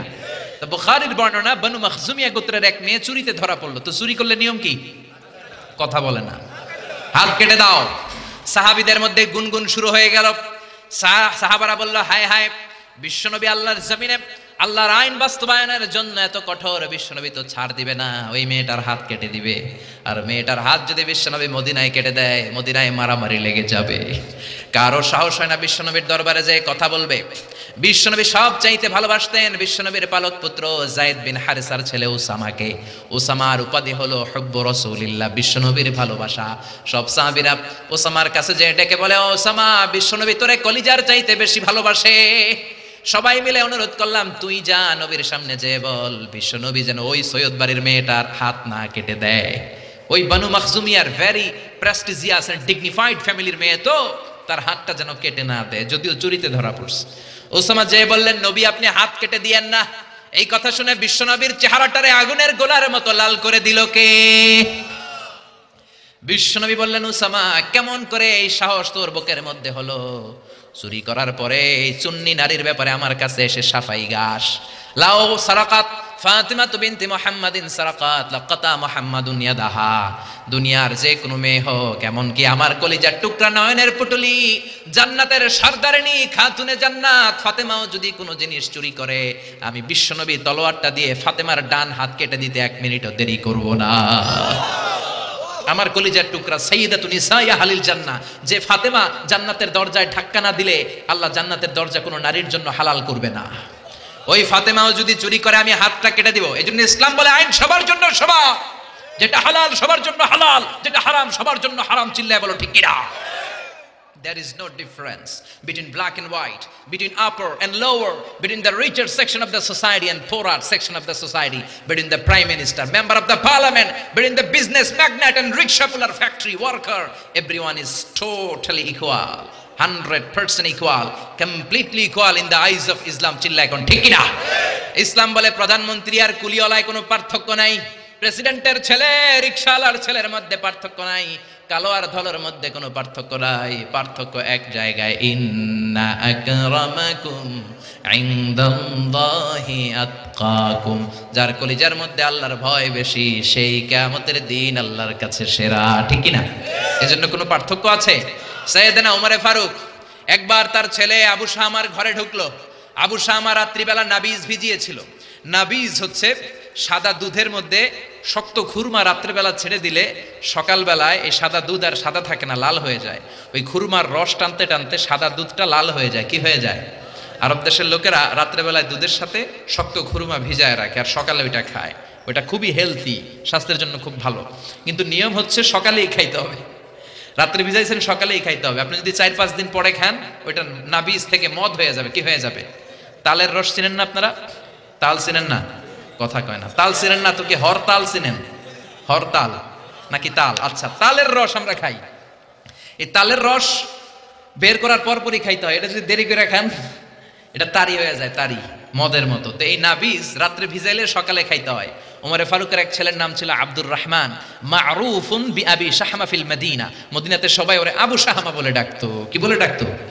আবু শাহমা। একবার মনে মনে ভাবলো, রাত্রেবেলায় নাবিজ ভিজাইছি, কেউ জানে না, ওই নাবিজ আমি সকালবেলা খামু না, 5 দিন পরে মদ বানাইয়া খামু। কি বানাইয়া খামু? 5 দিন পরে এটা পয়সা মদ হয়ে গেছে। এবার মদ খাওয়ার পরে খালি টাল হয়ে গেছে। ওমরে ফারুক রে দেখে কে, আবে হালা, আব্বা তুমি কেমন আছো? তোমারে তো হালায় আমি চিনবার পারতাছি না। ওমরে ফারুককে ঘটনা কি? পোলা এরকম করতেছে কে? সাইয়েদনা ওমরে ফারুক বললেন, আর শারিবতা খামরান, কিরে আবু শাহমা মদ খাইছিস নাকি? আবু শাহমা কয়, না হালায় আমি মদ খাই না। কে? আব্বা হালা আমি নাবিজ খাইছিলাম, সামান্য নাবিজ খাইছি। কি খাইছি? মাতালের মতো শুধু মাথা ঘুরাই, কি বলে নিজেও জানে না। ওমরে ফারুক বললেন, ইফতাহ ফামাক, তোর মুখ খোল। কি খোল? কথা কন। মুখ খোলার পরে গন্ধ নিলেন, নাক দিয়ে গন্ধ নিয়ে দেখলেন মদের গন্ধ পাওয়া যায়। যখন ওমরে ফারুক দেখলেন মদের গন্ধ পাওয়া যায়, কোনো কথা নাই, ছেলের কলারটা ধরে টানতে টানতে মসজিদে নববীর বারান্দার পিলারের সাথে নিজ হাতে রশি দিয়ে বাঁধলেন। কি দিয়ে বাঁধলেন? ইন দ্য মিন টাইম জোহরের আজান শুরু হলো। আল্লাহু আকবার, আল্লাহু আকবার, আল্লাহু আকবার, আল্লাহু আকবার। আজান হয়ে গেল। ওমরে ফারুক মসজিদে নববীর ইমাম চলে গেলেন ইমামের জায়গায়। হাজার হাজার মানুষ ওযু করে জোহরের নামাজের জন্য যখন ঢুকছে, সবাই দেখে তো অবাক, মসজিদে নববীর বারান্দার পিলারে প্রেসিডেন্টের ছেলে রশি দিয়ে বাঁধা। সুবহানাল্লাহ কবেন না? সবার মাথায় চিন্তা, ঘটনা কি? ওমর মদিনার প্রেসিডেন্ট, ওমরের ছেলের রশি দিয়ে কে বেঁধে রাখলো? সবাই সুন্নত পড়ার জন্য ভিতরে ঢুকলো। সুন্নত পড়ার পরে সাইয়েদনা বেলাল ইকামত দিলেন, আল্লাহু আকবার, আল্লাহু আকবার, আশহাদু আল্লা ইলাহা ইল্লাল্লাহ, আশহাদু আন্না মুহাম্মাদার রাসূলুল্লাহ হাইয়া আলাস সালাতি হাইয়া আলাল ফালাহ قد قامت الصلاة قد قامت الصلاة الله أكبر الله أكبر لا إله إلا الله পড়েন আল্লাহু আকবার। আজ মদিনায় এক বাক্যে একামত হয়। আমরা হানাফি মাযহাবের অনুসারে আমরা দুই বাক্যে একামত পড়ি। মদিনাতে মক্কায় আজও এই সিস্টেমে একামত হয়। জোহরের একামত হয়ে গেল, সাইয়েদনা ওমরে ফারুক নামাজের নিয়ত বেঁধে তাকবীর দিলেন, আল্লাহু আকবার। নামাজ পড়ালেন, সালাম ফিরালেন, ঘোষণা দিলেন মাকানাকুম বাদা সুন্নাহ, সবাই সুন্নতের পর মসজিদে নববীতে থাকবা। ইনদানা হাদ, আমাদের হাদ আছে। হাদ বা হুদুদ হচ্ছে কোরআনের দেয়া নিয়ম অনুযায়ী বিচার করা, বিচার আছে। সুন্নত নামাজ পড়ার পরে সব লোকগুলো বের হলো। সাইয়েদনা ওমর ফারুকও মসজিদে নববী থেকে বের হলেন। হাজার হাজার মানুষের মধ্যে গুনগুনানি শুরু হয়ে গেল। ঘটনা কি? ওমরের ছেলে পিলারের মধ্যে রশি দিয়ে বাঁধা। কেন? ওমরে ফারুক বললেন গুনগুনানি বন্ধ করেন। আমার ছেলে শারিবা খামরান, নাবিসকে পচায়া মদ বানায়া মদ খাইছে। মদের বিধান ইসলাম দিয়েছে, কেউ যদি মদ পানে ধরা পড়ে তাহলে তার পিঠের মধ্যে 80 বেত দাও। কয় বেত? চিৎকার করে সবাই বলেন কয় বেত?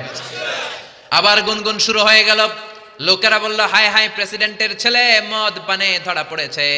কেউ বলতে শুরু করলো আরে প্রেসিডেন্টের ছেলে মাইর দিবে না, লামসাম দিয়ে বিদায় করে দিবে। কেউ কেউ বলল না, এটা ওমর, 80টা না মারলেও 40টা বাড়ি ঠিকই দিবে। ওমরে ফারুক জল্লাদরে বললেন, জল্লাদ যাও, বাইতুল মালের পাশে চাবুক রাখা আছে, সবচেয়ে বড় সাইজের চাবুকটা নিয়ে আসবা। জল্লাদ চাবুক নিয়ে আসলো। উনি চেয়ারের মধ্যে বসলেন, বললেন হাতি কুরসি, একটা চেয়ার দাও। ওমরে ফারুক চেয়ারের মধ্যে বসলেন। হাজার হাজার মানুষ, পিনপতন নীরবতা, থার থার করে সবাই কাঁপছে। হায় হায়, না জানি আজকে কি হয়। ওমরে ফারুক জল্লাদরে বললেন ইবদা বিসমিল্লাহ 80 জলদা, 80টা বেত মারার পর থামবি, এর আগে থামবি না।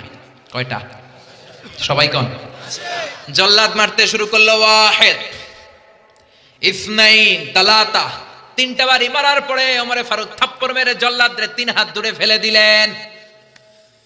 ওমরে ফারুক বললেন চাবুকের বাড়ি আস্তে মারলি কেন?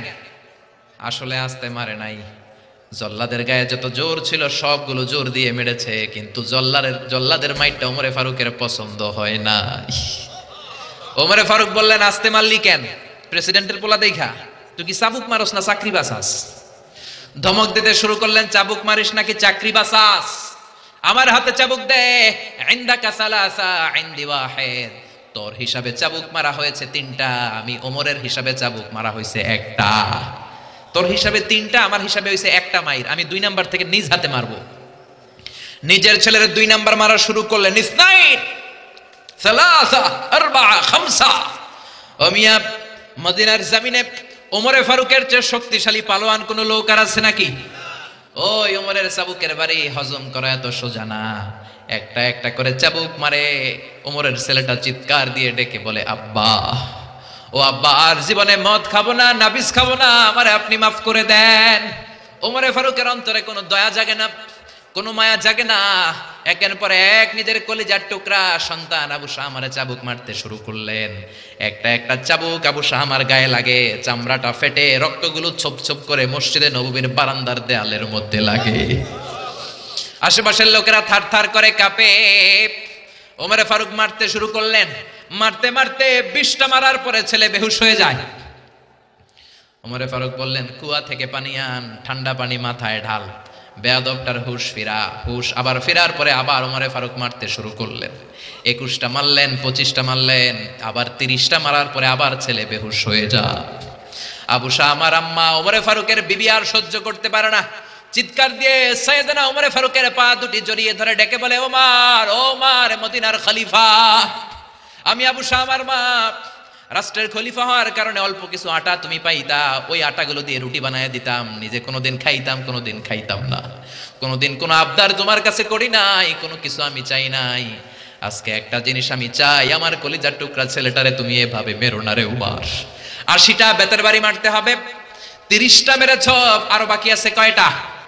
বাকি 50টা বেতের বাড়ি, চাবুকের বাড়ির বিনিময়ে, এক একটা বাড়ির বিনিময়ে আমি এক একটা করে ওট আল্লাহর রাস্তায় সদকা করে দিব রে ওমর। ওমরে ফারুক বললেন, ও আবু শাহমার মা সরে যাও, এটা আল্লাহর আইন। কার আইন? শুধু ওট কেন, পুরো মদিনাটারেও যদি সদকা করে দাও, গোটা বিশ্বটারেও যদি তুমি দান করে দাও, 80টা বেতের একটা বেত, একটা চাবুক মারার আগ পর্যন্ত পৃথিবীর কোন শক্তি আবু শাহমারে আমার হাত থেকে ছিনিয়ে নিতে পারবে না, কেউ পারবে না। ধাক্কা মেরে বিবিরে সরাই দিয়ে আবার মারতে শুরু করলেন।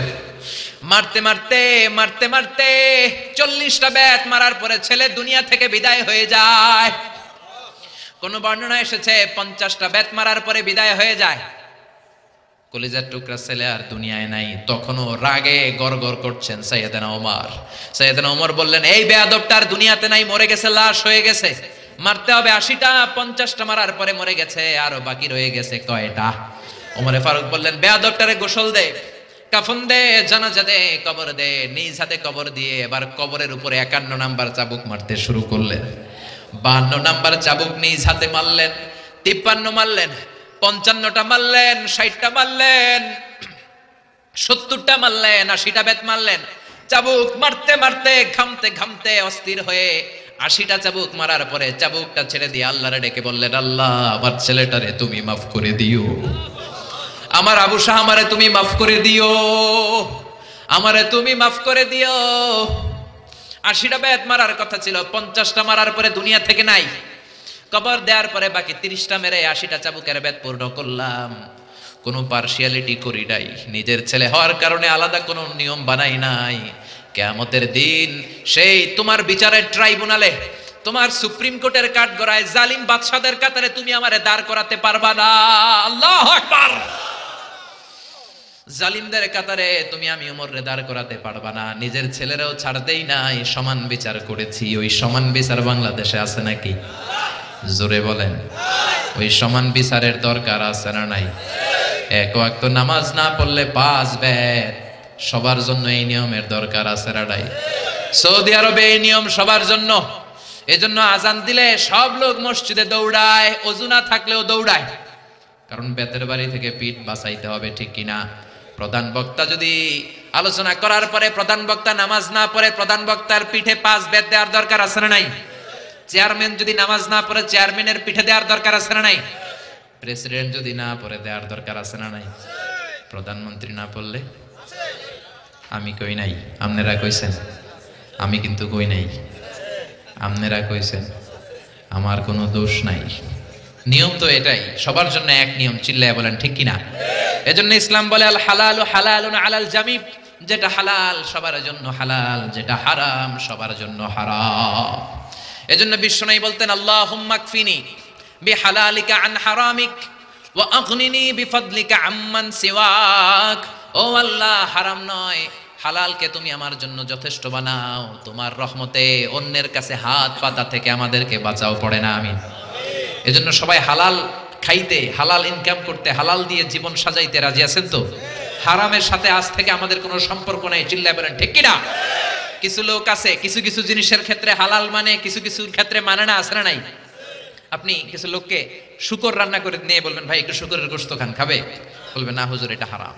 কুকুরের গোশত খান ভাই, না এটা হারাম। যেই লোক শুকরের গোশত খায় না হারাম জেনে, কুকুরের গোশত খায় না হারাম জেনে, ওই লোক দেদারসে সুদ খায়, ঘুষ খায়, যৌতুক খায়, অন্যের জমি মেরে খায়। সুদ খাওয়া যেমনি হারাম, ঘুষ খাওয়া হারাম, ঠিক কিনা? এজন্য হারাম মানলে সবগুলোরে হারাম মানতে হবে। হালাল যখন খাবেন, জীবনের প্রতিটা অঙ্গন হালাল দিয়ে সাজানোর দরকার আছে না নাই? আপনি যেটা খাবেন এটা হালাল হতে হবে। ইউর ফুড শুড বি হালাল। আপনি যেই প্রাণী জবাই করে খাবেন, আল্লাহর নামে জবাই করবেন। আল্লাহর নাম ছাড়া অন্যের নামে জবাই করলে হালাল হবে? এজন্য বাজার করতে গেলে সাবধান, যারা জবাই করে হিন্দুর দোকান থেকে আবার কিনা যাবে না। মুসলমানের জবাই করলে বারবার বলবেন, ভাই আল্লাহু আকবার বল, কি বল, কথা বলেন। এজন্য খবরদার, আল্লাহর নাম ছাড়া অন্য কারো নামে প্রাণী জবাই হলে খাওয়া যাবে। কিন্তু বাংলাদেশের অনেক ইসলামী বইয়ের মধ্যে লেখে, আল্লাহর নামে এবং দেবদেবীর নামে যদি কোনো প্রাণী জবাই দেওয়া হয়, ওইটা নাকি খাওয়া হালাল। এরকম কথা আছে না নাই? এই বই যে লেখছে ওর জন্য খাওয়া হালাল, আমাদের জন্য হালাল নয়, চিল্লা এখন ঠিক কিনা? আমেরিকাতে অনেক প্রাণীকে ইলেকট্রিক্যাল শক দিয়ে মেরে ফেলে, না এগুলো, এই প্রাণীগুলো খাওয়া যাবে না, কারণ ইলেকট্রিক্যাল শক দিয়ে পানি মেরে ফেললে এটা রক্তগুলো দেহে ঢুকে যায়। হুররিমাত আলাইকুমুল মাইতাতু ওয়াদ দাম, রক্ত খাওয়া তোমাদের জন্য হারাম করেছে কে? শুকরের চর্বি দিয়ে অনেক প্রোডাক্ট বাজারে পাওয়া যায়, খবরদার এগুলো বেছে শুনে খাইতে হবে, চিল্লা এখন ঠিক কিনা? তার মানে আপনার জন্য ইউর ফুড শুড বি হালাল, যেটা খাবেন এটা হালাল হতে হবে। তারপরে আপনার ফ্যাশন, আপনার কাপড় চোপড় এটাও হালাল হতে হবে, কারণ ঠিক কিনা? আমাদের অনেকে ফ্যাশন পছন্দ করে, ফ্যাশনেবল, ফ্যাশনে কোনো সমস্যা নাই, কিন্তু হালাল ফ্যাশন নেন। মেয়েরা যারা ফ্যাশন পছন্দ করো সমস্যা নাই, তুমি সুন্দর বোরকা পরবা, তোমার বোরকা হতে হবে ঢিলে ঢালা, টাইট ফিটিং বোরকা পরা যাবে না। টাইট ফিটিং বোরকা আছে না নাই? বিষ্ণু বলেছেন কাসিয়াতুন আরিয়াত মা ইলাতুন মুমিলাত, কিয়ামতের আগে বোরকাও পরবে, আবার দেহের সব অঙ্গ বোঝা যাবে। তার মানে এমন টাইট ফিটিং বোরকা দূর থেকে দেহের সব উঁচু নিচু ভাঁজগুলো টের পাওয়া যায়, এরকম আছে না নাই? আছি আমরা কোন জামানায়, লাজ শরম গেছে হারায়। আছি আমরা কোন জামানায়, লাজ শরম গেছে হারায়। পাতলা শাড়ির বাহার পাখি ড্রেস লেহেঙ্গা, পোশাক দেখে নারীর লাজে মরে যাই, হায় হায়। আছি আমরা কোন জামানায়, লাজ শরম গেছে হারায়। ঠিক কিনা? লাজ শরমের বালাই নাই। মশারি কি পাতলা, এর চেয়েও পাতলা কাপড় পরে মেয়েরা ঘুরে আসে না নাই? এই জন্য ভাইয়েরা, বড় ভাইয়েরা, বাবারা, মেয়ে কোনো আবদার করলে সব আবদার শোনা যাবে। মেয়ে যদি আবদার করে বাবা আমারে পাখি ড্রেস কিনা দাও, দেয়া যাবে? জোরে বলেন। যেই পোশাকে তার পুরো দেহ কভার হবে না, ওই পোশাক নারী পরতে পারবে না। আবার অনেক মেয়ে ব্রু প্লাক করে, আসে না নাই? ব্রু প্লাকের ফ্যাশনটা হারাম। অনেক মেয়ে আলগা চুল লাগায় মাথায়, আসে না নাই? এটা ধোকাবাজি। অনেক পুরুষও আলগা চুল লাগায়, আপনারা জানেন? এটারে বাংলায় বলে পরচুলা, কি বলে? আবার দাড়িতে কলপ দেয়, এটাও ঠিক না। যদি আপনার বয়স কম, অনেক সময় 8 বছরের 10 বছরের ছেলে রোগের কারণে চুল পেকে যায়, ও কালি দিতে পারবে, কিন্তু বয়স্ক মানুষ কালি দেয়া ঠিক না। চিল্লা এখন ঠিক কিনা? আবার অনেকে মাথার মধ্যে পরচুলা লাগায়, আলগা চুল লাগায়, বিয়ের আগে পরচুলা লাগায় বিয়ের পিড়িতে বসে, সবাই দেখে সুন্দর, বিয়ের পরে দেখে মাথায় চুল নাই, আছে না নাই? এরকম ঘটনাও ঘটে। এক ছেলে মাথার মধ্যে চুল লাগাইছে আমির খানের চুল। কার চুল? নিজে হইলো কালা চান, চুল লাগাইছে আমির খান। তা আমির খানের চুল লাগানোর পরে সবাই পছন্দ করছে, মেয়েও পছন্দ করছে, শ্বশুর শাশুড়ি পছন্দ করছে, বিয়ে হয়ে গেছে। এবার বাসর রাতের পালা। তো ঘরে ঢুকার পরে হাজবেন্ডে দেখে বউ দেখে দিছে দৌড়। হাজবেন্ড বলে দৌড়াও কেন, তুমি তো আমার কৈতুরি টুনটুনি পরানের পরান। বউ কয় তুমি তো আমার জামাই না, আগে ছিল একরকম এখন আর একরকম, তুমি আমার জামাই হইলে তোমার সাদে মাল কই, মানে সাদে চুল কই? বিয়ের আগে মাথা ভর্তি চুল দেখলাম, আমির খানের স্টাইল দেখলাম, এখন বাসর ঘরে দেখি তোমার অন্য পুরুষ দেখা যায়, এরকম আছে না নাই? আপনি যদি ধোকা দেন, কিয়ামতের দিন ধোকাবাজদের সাথে আপনাকে হাসর করাই দিবে কে?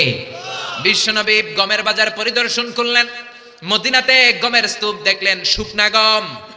শুকনা গমের ভিতরে ডান হাত ঢুকায় দিয়ে বিশ্বনবী ভিতরে দেখলেন ভিজা গম। এরকম ব্যবসায়ী আছে না নাই? উপরে শুকনা দিয়ে সাজায়, ভিতরে ভিজা, উপরে ফিটফাট, ভিতরে উপর মে পাক সাফ, ভিতর মে খালাত মালাত, আছে না নাই? বিশ্বনবী বললেন মান গাশশানা ফালাইসা মিন্না, the person who deceives us is not among us. যে আমাদেরকে ধোঁকা দেয় সে আমার উম্মত নয়। চিল্লা এখন ঠিক কি না? এজন্য আপনার ফ্যাশন হতে হবে হালাল ফ্যাশন। অনেক ছেলেরা ঈদ আসলে সিল্কের পাঞ্জাবি পরে, আসে না নাই? আমার যুবক ভাইয়েরা, সিল্কের পাঞ্জাবি, এই ফ্যাশনটা তোমাদের জন্য হারাম। যুবকরা হাতে স্বর্ণের আংটি পরে, গলায় চেইন পরে, মেড অফ গোল্ড, স্বর্ণ দিয়ে বানানো যে কোনো জিনিস ইউজ করা, তারপরে সিল্কের কোনো জামা পরা ছেলেদের জন্য হারাম করেছে কে? ছেলেদের জন্য চুরি পরা হারাম করছে কে? অনেক ছেলে চুরি পরে, ব্রেসলেট পরে, আছে না নাই? কানের মধ্যে দুল লাগায়, আছে না নাই?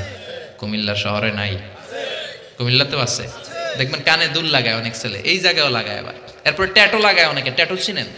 ট্যাটু ইয়াং ছেলেরা এগুলো বুঝবে, মুরব্বীরা আপনারা বুঝবেন না। স্টিকার, আরে মুরব্বীরাও বুঝে, মাশাআল্লাহ। এটা দামি স্টিকার। এখন 80,000 টাকা দামের ট্যাটু আসছে ঢাকায়। এটা ইলেকট্রিক্যাল শক দিয়ে, নিডল দিয়ে, ডাইং এর মাধ্যমে রং দিয়ে এই ট্যাটুটা বানায়। কোনো মুসলমানের বাচ্চা এই ট্যাটু গায়ের মধ্যে লাগাতে পারে? এই ট্যাটু লাগালে কোনো ইবাদত তোমার কবুল হবে? তার মানে তুমি যে ফ্যাশন গুলো করবা, ইউর ফ্যাশন শুড বি হালাল, ইউর ড্রেস শুড বি হালাল। ছেলেরা অর্নামেন্টস পড়তে পারবে না, ব্রেসলেট লাগাতে পারবে না, সিল্কের পাঞ্জাবি পড়তে পারবে না, স্বর্ণের কিছু ব্যবহার করতে পারবে না। এছাড়া তুমি তোমার নাভি থেকে হাঁটু পর্যন্ত ঢেকে সব ধরনের ফ্যাশন তুমি নিতে পারো। নতুন একটা ফ্যাশন এসেছে, চুলের এই দুই দিকে একেবারে মাথার সাথে মিলায় চুল কাটে, আর এদিক দিয়ে ঘোড়ার মতো রাখা, আছে না নাই? আমি এটার নাম দিয়েছি হর্স কাটিং। কি কাটিং? ঘোড়া কাটিং। আমি বললাম কি রে এরকম রাখছস কেন? কয় হুজুর আমার মেসি রাখছে। মেসি? মেসি না মাসি। এই বিজাতিদের এই কালচার আসা যাবে না, বাংলাদেশে ঢুকানো যাবে না। বিশ্বনবী বলেছেন নাহা রাসূলুল্লাহ আনিল কাযাহ, কাযাহ করতে, এই হেয়ার কাটটা নিতে বিশ্বনবী নিষেধ করেছেন। দুই দিকে চুল নাই, মাঝখানে ঘোড়ার মতো চুল। এগুলো কোনো মুসলমানের ছেলে এই হেয়ার কাটিং কাটতে পারে না। চিল্লায় বলেন ঠিক কি না? কোনো মেয়ে পাতলা পোশাক পরতে পারবে না। মেয়েদের পোশাক হবে ঢিলা, মেয়েদের পোশাক হবে মোটা। এই নিয়মগুলো মেনে ছেলে মেয়েরা যেই কোনো পোশাক পরো, যেই কোনো ফ্যাশন নাও, ওই ফ্যাশনের মধ্যে বরকত আছে না নাই? ইসলাম তো ফ্যাশন সচেতন। বিশ্বনবী নিজেও কসমেটিক্সের একটা বক্স রাখতেন সাথে, সুবহানাল্লাহ কইবেন না? অনেকে হাসে, আরে পুরুষরাও প্রসাধনী ইউজ করতে পারে। বিশ্বনবীর একটা চামড়ার তৈরি কসমেটিক্স এর ব্যাগ থাকতো সাথে, এটার ভেতরে বিশ্বনবী 6টা জিনিস রাখতেন। কয়টা? কথা বলেন। এক